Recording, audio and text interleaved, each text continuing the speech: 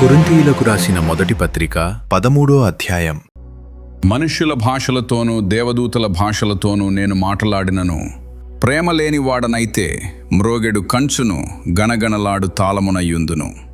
ప్రవచించు కృపావరము కలిగి మర్మములన్నీయు జ్ఞానమంతయు ఎరిగిన వాడనైనను కొండలను పెకలింపగల పరిపూర్ణ విశ్వాసము గలవాడనైనను ప్రేమ లేనివాడనైతే నేను వ్యర్థుడను.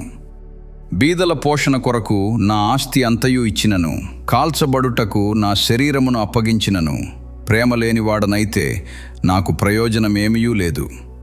ప్రేమ దీర్ఘకాలము సహించును, దయచూపించును.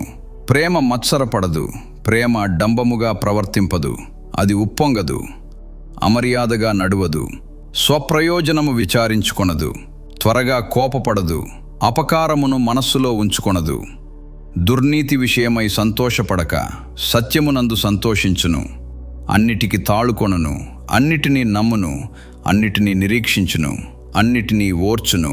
ప్రేమ శాశ్వత కాలముండును. ప్రవచనములైనను నిరర్ధకములగును, భాషలైనను నిలిచిపోవును, జ్ఞానమైనను నిరర్ధకమగును. మనము కొంతమట్టుకు ఎరుగుదుము, కొంతమట్టుకు ప్రవచించుచున్నాము గాని పూర్ణమైనది వచ్చినప్పుడు పూర్ణము కానిది నిరర్ధకమగును. నేను పిల్లవాడునయ్యున్నప్పుడు పిల్లవాని వలె మాటలాడి తిని, పిల్లవాని వలె తలంచి తిని, పిల్లవాని వలె యోచించి తిని. ఇప్పుడు పెద్దవాడనై పిల్లవాని చేష్టలు మానివేసి తిని. ఇప్పుడు అద్దములో చూచినట్టు సూచనగా చూచుచున్నాము, అప్పుడు ముఖాముఖిగా చూతుము.